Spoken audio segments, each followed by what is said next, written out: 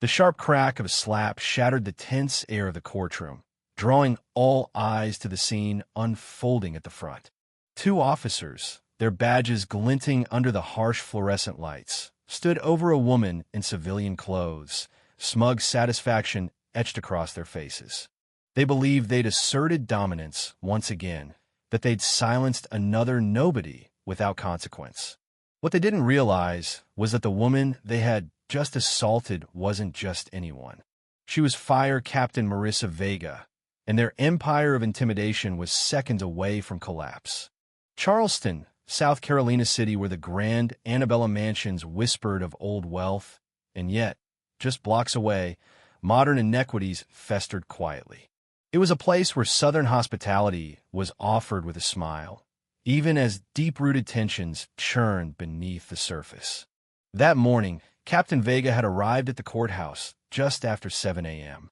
The Atlantic breeze carried the sharp scent of salt and a promise of storms to come.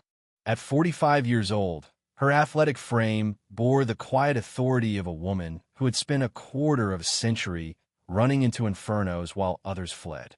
As one of the first Latina fire captains in Charleston's history, Marissa had shattered barriers and rebuilt trust through sheer determination and relentless dedication. Her crew didn't respect her because of her title, they respected her because she had earned every ounce of it, saving lives, mentoring rookies, and standing immovable when situations turned deadly. But today wasn't about a fire. It was about Miguel Santos, a promising trainee from her station, now facing trumped-up vandalism charges after an encounter with local police. Something about the case had gnawed at her instincts that had saved more than a few lives over the years. Marissa chose to blend into the civilian crowd that morning, wearing jeans and a navy blue button-down shirt. No uniform, no insignia. She took a seat quietly in the third row, close enough to watch everything unfold without drawing attention. At the prosecution table, Officers Brent Dawson and Kevin Miller lounged with casual arrogance, their postures screaming of men who had never feared consequences.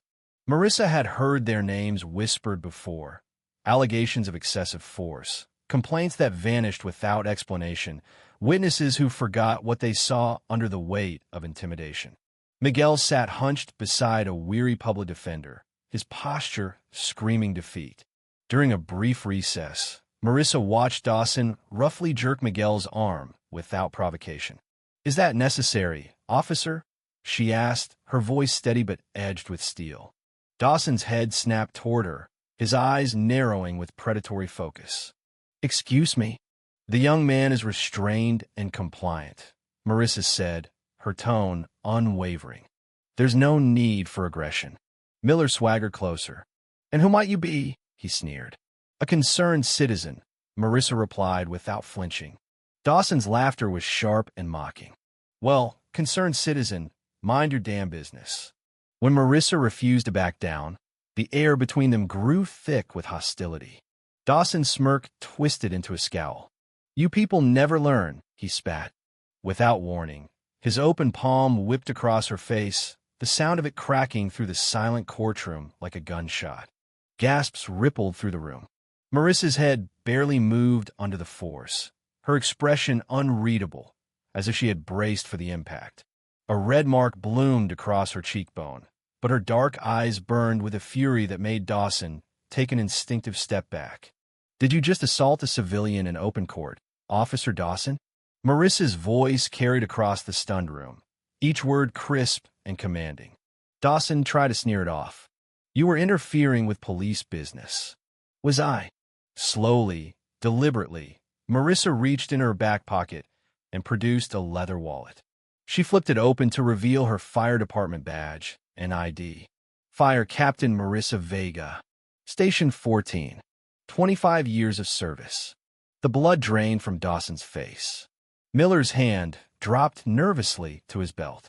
"That's impossible," Dawson stammered. You're not. Not what, officer?" Marissa said, stepping closer, her voice like a blade. "Not in uniform? Not what you expected? Or not someone you thought could hold you accountable?" The bailiff stepped forward, his expression grave. "Captain Vega, would you like to file a formal complaint?"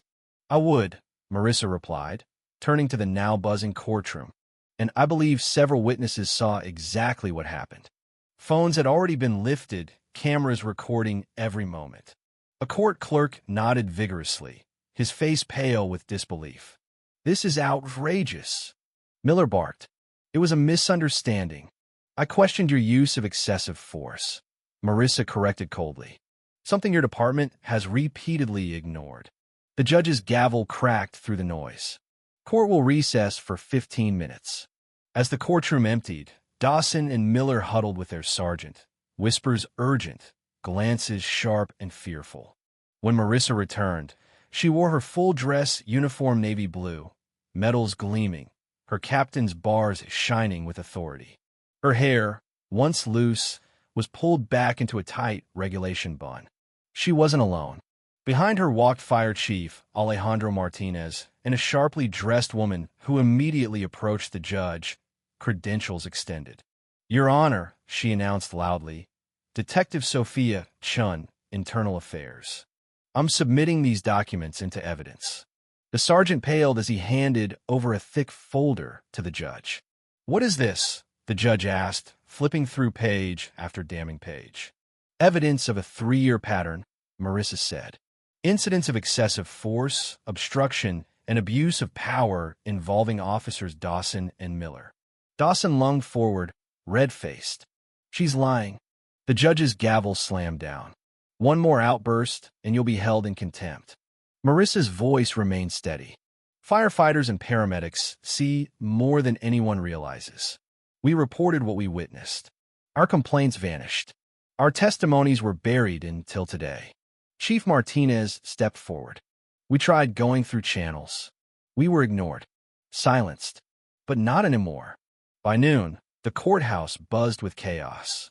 Internal Affairs agents flooded the building, seizing files, interviewing clerks. Satellite news vans clogged the streets. Inside, a digital screen displayed a sprawling web of corruption. Dawson and Miller connected to a ring of officers reporting directly to Captain Grant Hargrove, a man who had built his career on law and order rhetoric while burying misconduct deep in departmental shadows. Witness after witness came forward. A young officer trembling as he described being reassigned to the most dangerous district after reporting brutality. A clerk who admitted being threatened into altering transcripts. A paramedic who described evidence mysteriously disappearing. And then came the final blow, a flash drive containing body cam footage supposedly lost during critical arrests. On screen, Dawson was seen planting evidence. Miller was caught threatening witnesses. Both were shown laughing as they filed false reports. This is not misconduct, the judge said, his face hard. This is organized criminal conspiracy. The district attorney stood. Your Honor, I move for immediate arrest warrants for officers Dawson, Miller, and Captain Hargrove. The gavel slammed down like thunder. Granted, the backlash came swiftly. That night, Marissa's living room window shattered under a brick bearing a crudely scrawled threat. Anonymous calls flooded the fire station. Her car's tires were slashed, her garage door vandalized. You should stay at a hotel, Chief Martinez urged during an emergency meeting. Marissa shook her head.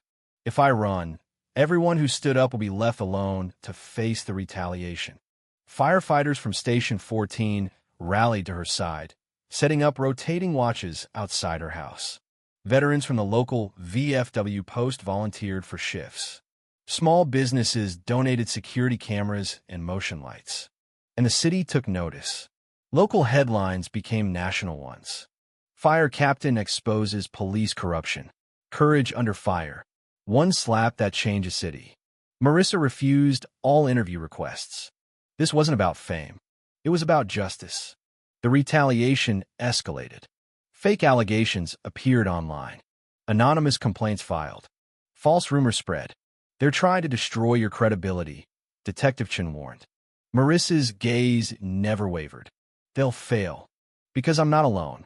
3 months later, the federal courthouse was packed. Citizens lined up for blocks. Reporters, activists, and ordinary residents all crammed into the gallery to witness justice unfold. From the stand, Marissa testified calmly, methodically recounting every detail. When she spoke of the slap, several jurors winced visibly. "Why come forward?" the prosecutor asked. Marissa fixed her gaze on the defense table. "Because that slap wasn't about me. It was about silencing anyone who dares to question abuse. And I refuse to be silent." The defense attorney tried to rattle her, painting her as a glory seeker. "There's nothing glorious about exposing Rod," she said firmly. "There's only duty." Verdicts came swiftly. Captain Hargrove, 15 years in federal prison. Officers Dawson and Miller, 12 years each. 37 overturned convictions. A new civilian oversight board established by emergency city council vote. Back at Station 14, Marissa poured coffee for her team, the morning news playing quietly in the background. "You're a hero," one rookie said shyly. Marissa smiled faintly. "I just did what anyone should do when faced with injustice." Later, alone in her office, she touched the spot on her cheek where the slap had landed months before. One act of violence had ignited a movement. One refusal to bow had inspired an entire city to stand. Because sometimes the bravest thing a person can do isn't running into a burning building. It's standing firm when the fire comes for you.